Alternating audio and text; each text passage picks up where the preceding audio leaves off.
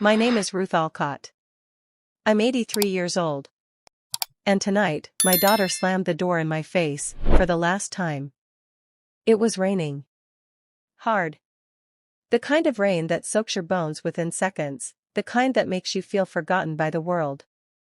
My shoes were wet, my coat too thin, and the suitcase she tossed after me was already sinking into the mud. "You're not our responsibility anymore," she had said. "You've done enough damage, Mother." Then the door closed. No hug. No goodbye. No shred of humanity left in the woman I once cradled in my arms. I stood on their porch in silence, trembling, the cold cutting deeper than the betrayal. I had raised them, her and her brother. I gave them my youth, my health, my entire life. And for 40 years, all I got in return was silence, blame, and wounds no one could see. 30 minutes passed. No one opened the door. No neighbor peeked out. My phone? Dead. My pride? Already shattered. I picked up my suitcase. Same one I used when I left my parents' home at 17, and began walking. Where was I going? I had no idea. The rain blurred everything, including the years that led up to this moment. I had been blind. I thought enduring made me strong. I thought sacrifice was love. But all it did was teach them how to break me.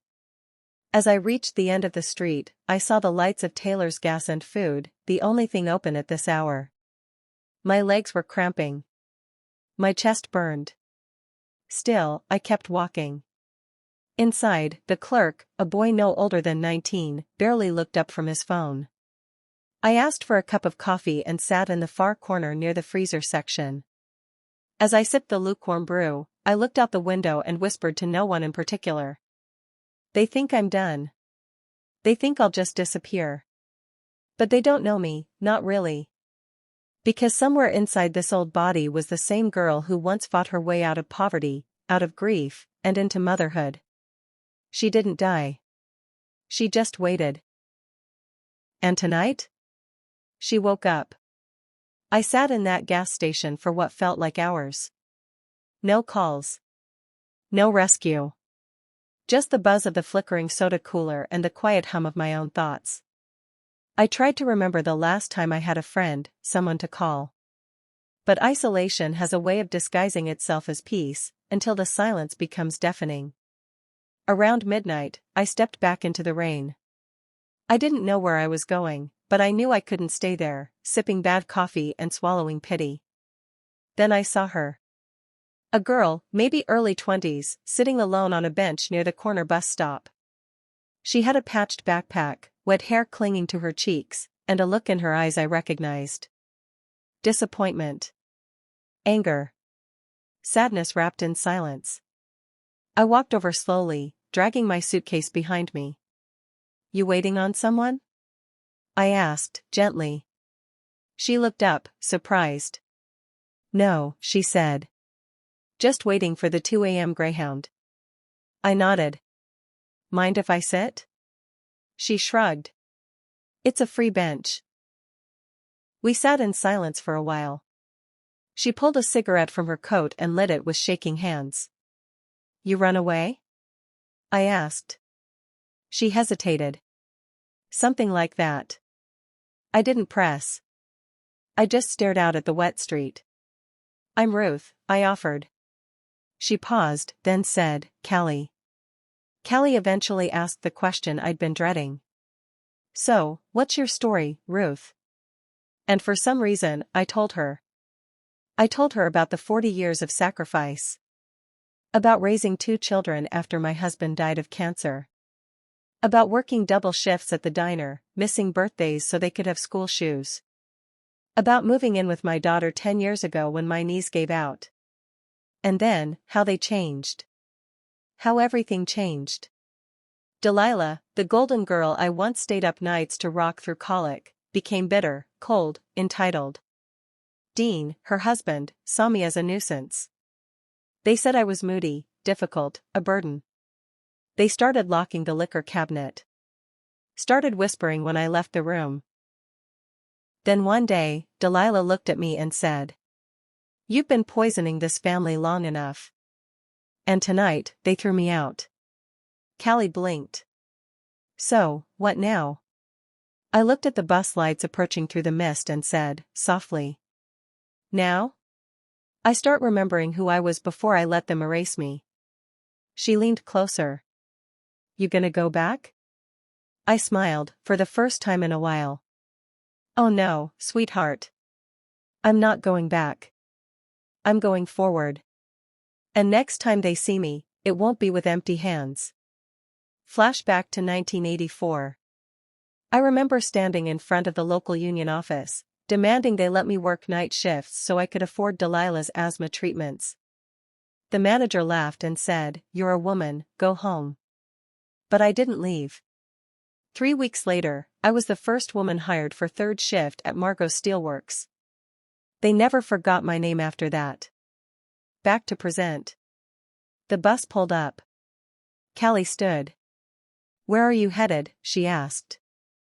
"I don't know yet," I said honestly. "But it starts with me. Just me." She hugged me, tight and real. "You're tougher than you look, Ruth." I smiled again. "They're about to find that out." The Greyhound dropped me off in Maple Ridge, a town I hadn't seen in over 40 years. It was the kind of place with a single gas station, one diner, and silence thick enough to hear your memories echo. I remembered it well. It was where I met Walter, my late husband. We were both 17, dancing in a barn under string lights and hope. He was kind. He listened. He loved me before I even knew what love was. Now, I had returned, not as a young bride, but as an old woman with nowhere to go and a suitcase full of shame and fire. I walked toward the trailer park by the edge of town. My sister's old place, Maggie's trailer, still stood, rusted and quiet. She died 10 years ago, but I knew the land had been left untouched. I knocked on the neighbor's door. A man answered, lean, in his 60s, with gray curls and a Vietnam vet cap. "Can I help you?" he asked. "My name's Ruth Alcott. I used to be Maggie Collins's sister." He studied me. "Yeah. I remember Maggie. Tough as nails." "You her older sister?" "Used to be younger," I said, smiling weakly. He nodded. "That trailer's been empty. Keys are with the park manager. I'll call him." An hour later, I had a roof over my head again. It wasn't much, just 2 rooms, a sagging sofa, and a broken heater, but it was mine. I unpacked my suitcase, one framed photo of Walter, a pair of wool socks, a flask of pain medication, and an old envelope with faded ink. Inside was a letter, Walter's last one, written a week before he died. "Ruth, if they ever forget who you are, remind them. And if they try to bury you, claw your way back up. You're stronger than them. You always have been." I held the letter to my chest and cried. Quietly. Deeply. Flashback to 1991. Delilah was 17 and had just crashed my car. I didn't yell. I didn't scream. I hugged her and said, "People make mistakes. It's how you make it right that matters." She cried and said, "I'll never treat you bad, Mom. Not ever. People lie." Back to present. The next day, I walked into town and visited the Maple Ridge Library. The young woman at the desk was shocked to see someone my age ask for computer access. "I'm not here to look up cat videos," I told her. "I'm here to track a paper trail." I sat down and typed Dean's full name into a legal database. What I found made my breath catch. Dean Templeton had 2 lawsuits filed against him. One settled quietly. One still open. Both for financial coercion. So that was the game. He wasn't just cruel, he was calculated. He'd done this before. Maybe to his parents. Maybe to other elders. I printed everything. I started a folder. I labeled it Reversal. That night, as the wind howled outside the trailer, I stared at the legal records spread out on the small kitchen table. And for the first time in a long time, I whispered to the silence. You think I'm finished? I've just started. The next morning, I walked into Grady's Diner, the only place in town with coffee stronger than church gossip. I took a seat by the window, folder in hand, mind racing with a plan I couldn't quite see yet. Behind the counter was a woman in her 30s with tattoos on her arms and tired eyes. Her name tag read Jules. She poured my coffee, glanced at the folder, and asked, "You working on something important?" I stared at her for a moment, then said, "I'm building a case against the man who stole 40 years of my life." Jules blinked. Then nodded. She didn't ask more. Didn't need to. Some women know heartbreak when they see it. Later, as I chewed a piece of dry toast, a man walked in with a typewriter, an actual, old-school metal typewriter, strapped to his back with rope. He wore thick glasses and a threadbare coat. Jules called out, "Morning, Ezra." "Good morning, sunshine," he said, tipping his hat. Ezra sat across from me without asking, set the typewriter down, and said, "You're Ruth. Maggie's sister." I nodded slowly. "How'd you know?" "This town remembers everything," he said. "Especially the pain." Turns out, Ezra used to be a newspaper reporter. Got laid off when the paper went digital. Now he freelanced, lived in a tiny cabin, and typed stories the old-fashioned way, for himself, and sometimes, for Justice. I told him about Dean. About the forged documents. About the life they stole while smiling through birthday dinners. He listened. He didn't interrupt. Then he said, "You want people to hear your story?" "Yes," I whispered. He tapped his typewriter. "Then let's write it down." Flashback to 2003. I remember being in the hospital for knee surgery. Delilah never visited. But Dean showed up once, handed me a form to sign. Said it was a medical release. I never read it. Now I know, it was power of attorney. That's when it all began. Back to present, later that night. We worked late into the evening. Ezra typed. I spoke. Sometimes I had to pause, because the memories stung like raw salt. "Write this," I said. "I raised 2 children while grieving a man who loved me more in death than they ever did in life." Click-clack. The typewriter obeyed. "Write this, I was not weak. I was worn. And now I'm awake." The article's title. The Forgotten Mother, a story of love, theft, and fire. He promised to send it to a few legal blogs, elder justice forums, even a state newspaper editor he used to know. "If they're smart," Ezra said, "they'll pick it up. This is the kind of story that makes people mad in the right way." That night, I walked home slowly. The air was cold but clear.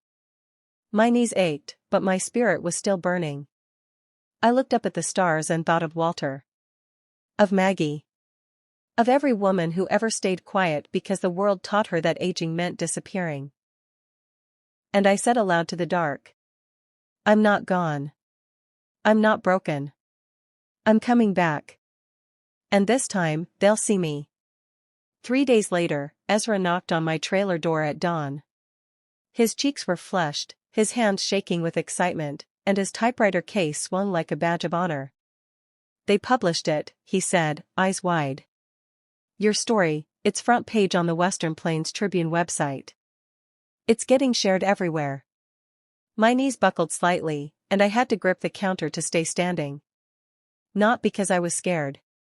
Because for the first time in 40 years, someone believed me, and people were listening. He showed me the headline.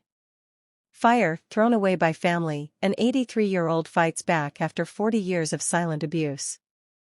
It had photos of me at the trailer, quotes from our late-night interviews, and details about the forged documents, missing pension, even Delilah's name. I sat down slowly. Heart pounding.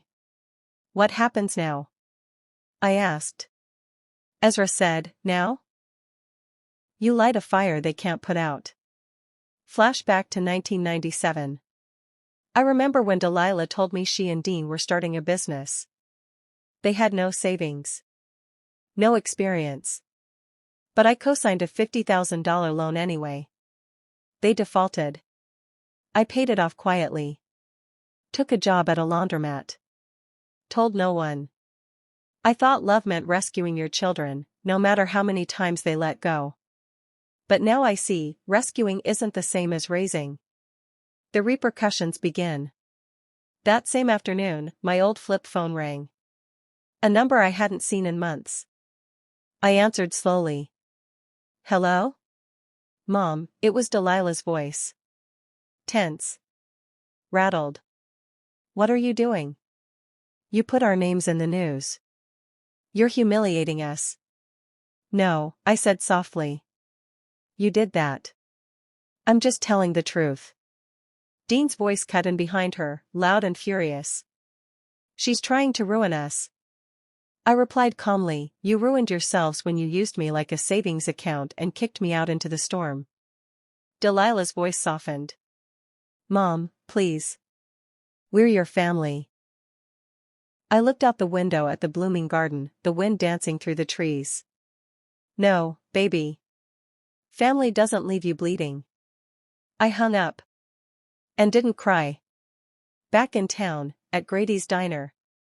Jules poured me a fresh cup of coffee and slid a manila envelope across the table. What's this? I asked. A contact. My cousin works in a legal aid clinic. She read your story. Says she knows a pro bono attorney who specializes in elder exploitation. I opened the envelope. Inside was a name, a number, and a handwritten note. Let's fight back the right way. Call me, Marlene R. Tyson, ESQ. Later that night, Ruth's journal. I don't want revenge. Not the kind people think. I want peace. But peace doesn't come without truth and justice. I won't stop. Not until every stolen dollar is accounted for. Not until every woman like me knows she can rise. I met Marlene Tyson the next morning at a small law office tucked behind the bakery on Main Street. No marble floors or leather chairs, just a tiny desk, a blinking printer, and a woman in a red pantsuit with sharp eyes and zero patience for bullies. She stood up, shook my hand firmly. You're Ruth Alcott. I read your article 3 times. I didn't sleep. I was furious. I smiled. Welcome to the club. Marlene got right to work. She asked for everything, the forged documents, the bank records, the power of attorney Dean tricked me into signing after my surgery. You didn't have full capacity when you signed this, she said. I can get a medical expert to testify. That alone could tear this apart. I pulled a crumpled receipt from my coat pocket and handed it to her. And this? She asked. It's from the day Dean transferred money from my husband's account, one day after the signature date. I found it buried in an old file folder. Marlene's eyes lit up like Christmas morning. You've got receipts, literally. Ruth, you're going to bury them in court. Flashback to 2001. Walter had only been gone a few months. Delilah came by, not with flowers, but with financial questions. Do you really need that insurance check, Mom? You're not exactly working anymore. I laughed at the time. Thought she was joking. She wasn't. Back to present. That night, I walked home with a folder full of paperwork, a business card that said Tyson Legal Solutions, and something I hadn't felt in years, control. When I reached my trailer, there was a note taped to the door. We know what you're doing. Stop or else. It was scrawled in marker. No name. Just threat. I stared at the note, then folded it neatly and slid it into a folder labeled. Fear doesn't work here anymore. I made tea. Sat down at the kitchen table. Looked through my files. And I smiled. Jules came by around 9 p.m. with blueberry pie and something better, a flash drive. I printed screenshots from a Facebook group Delilah's in. She's posting about an old woman going crazy, and calling it fake news. I figured it might help your lawyer. I took it gently. Jules, why are you helping me? She hesitated. Because my grandmother raised me too. And when she got sick, my mom dumped her in a nursing home and never looked back. I was 14. Her voice cracked. I still hear her crying some nights. We sat together in silence. And I realized I wasn't just fighting for me. I was fighting for every woman who'd been silenced, erased, or abandoned. Final flashback to 1985. Walter once said, "If they ever turn on you, Ruth, promise me you won't just survive. Promise me you'll stand." That night, I whispered to his photo. "I'm standing now, Walter. And I'm not alone." 3 days after filing the lawsuit, Marlene called me urgently. "Brace yourself," she said. "Dean just filed a counterclaim. He's accusing you of mental instability and financial misconduct." I almost laughed. The man who drained my savings and dumped me in the rain now wanted to flip the story? How creative, I said. Is he desperate already? Marlene wasn't amused. He submitted a false affidavit claiming you've shown signs of dementia and can't manage your affairs. He's trying to discredit you before the real case even begins. Flashback to 2015. Dean once sat beside me at dinner, offered to simplify my banking by linking my accounts to his. "You shouldn't have to worry about money at your age, Ruth." I was tired that night. Lonely. I said yes. That was the beginning of the end. Back to present, small town tension. News of the court case had spread like wildfire. Grady's diner was packed with whispers. Some people were on my side. Others? Not so much. I overheard one old man say, "She probably forgot what she signed." Old folks mix things up. I stood up and walked straight over to his table. "My mind is sharp. My memory's better than yours. I remember raising 2 kids without help. I remember taking double shifts while they slept. I remember being used. What I don't remember is asking for pity." He blinked. Then nodded. "Apologies, ma'am. That's the thing about surviving for 83 years, you stop apologizing." Marlene's strategy. We needed evidence. More than bank records. More than stories. Ezra was digging into Dean's business past. Jules helped me scan old mail and documents, and we found something we never expected. A second life insurance policy Walter had taken out, one that was quietly cashed years after his death. By Delilah. I stared at the paper for 10 full minutes, the number swimming. They hadn't just taken my money. They took his memory, too. Phone call from Delilah. She sounded colder this time. "You're going to destroy us, Mom." "No," I said. "You did that all by yourself. You think people actually care about your story? They care about justice. And they care about women who've been used and discarded. You just forgot I was one of them." There was silence on her end. Then she said, "You've changed." I replied, "No. I just stopped playing dead." Click. The power of community. That night, Jules organized something at the community center. Story night, she called it. One by one, women stood and shared their truths, of betrayal, of abandonment, of being called crazy or too emotional. Then it was my turn. I stood before them with nothing but my voice. They didn't expect me to rise. They counted on me disappearing. But they forgot that I'm not just old, I'm eternal. Like fire, I don't fade. I burn. The crowd stood. Cheered. And I felt something I hadn't in decades seen. The courthouse in Millfield County was cold, with hard wooden benches and the smell of lemon floor polish and nerves. Marlene handed me a small notepad before we entered the courtroom. On the cover, in her neat handwriting, it said, "You are not what they did to you." I clutched it like armor. Dean sat across the aisle, flanked by 2 expensive lawyers. Delilah was beside him, dressed in soft beige like she wanted to disappear. But I saw the twitch in her jaw, the way her fingers kept picking at her sleeve. They weren't calm. They were cornered. Marlene began with a storm. Exhibits. Documents. Testimonies. Ezra had dug up proof of Dean's past schemes. Jules had provided screenshots from Facebook and emails with time-stamped lies. And then came the insurance policy. The judge's eyebrows raised at the evidence, a $100,000 policy Walter had set aside for me, cashed in without my knowledge, years later. Delilah stared at the floor. Dean clenched his jaw. There was no permission. No consent. No conversation, Marlene said.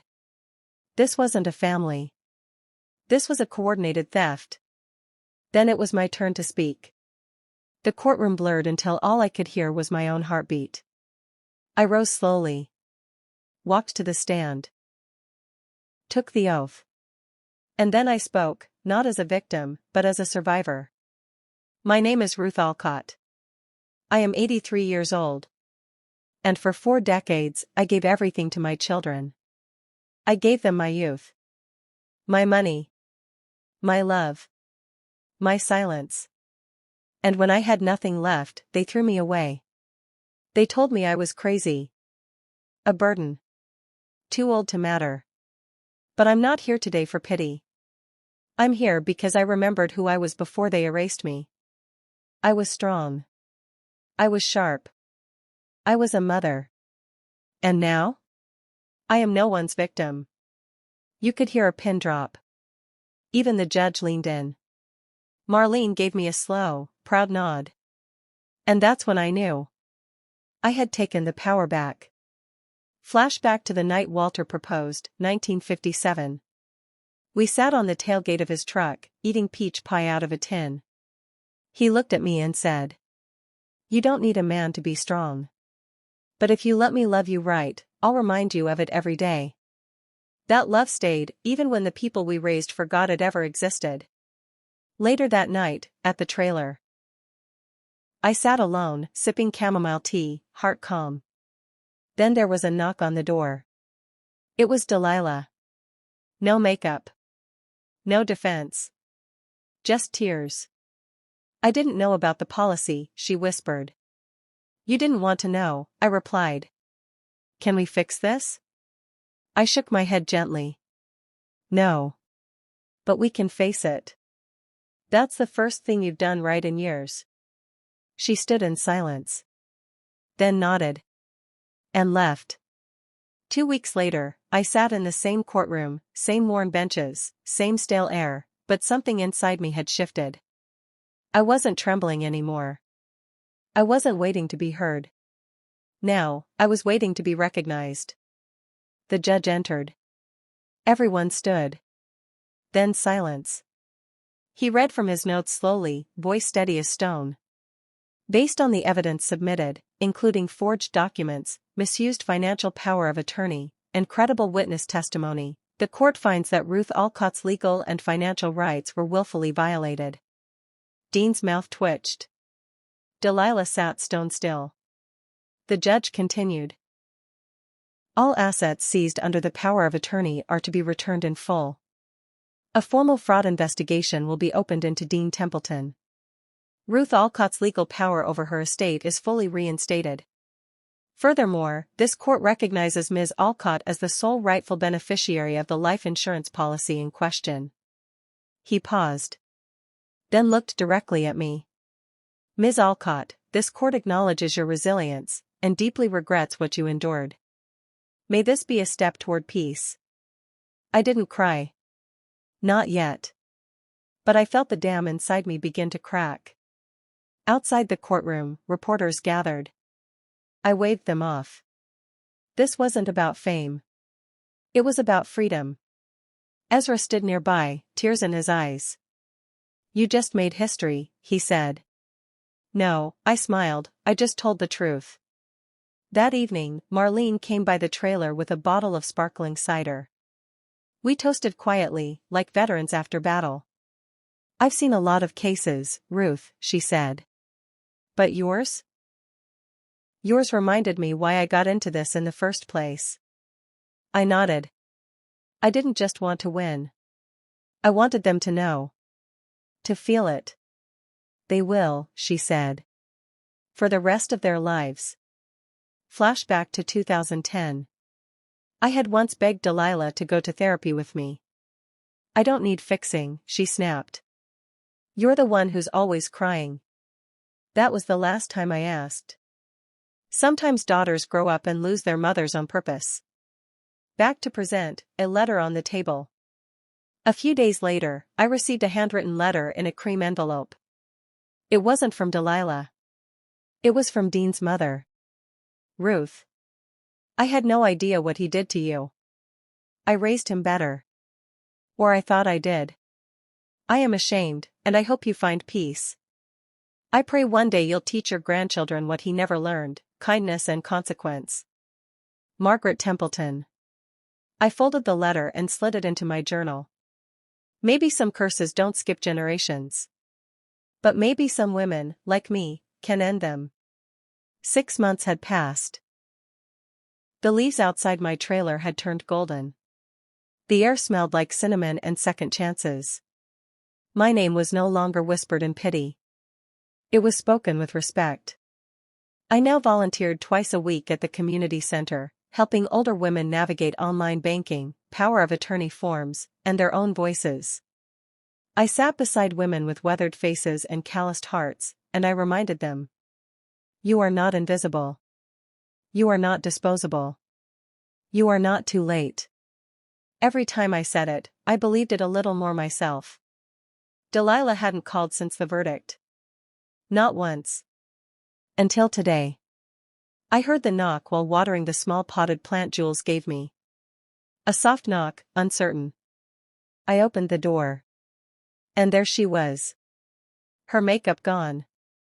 Her confidence cracked. But not broken. Hi, she said. Can I come in? I stepped aside. We sat at my table, the same one where I had once planned my revenge. She didn't apologize. Not yet. She just said. I read the article again. All of it. I didn't see it before. I think.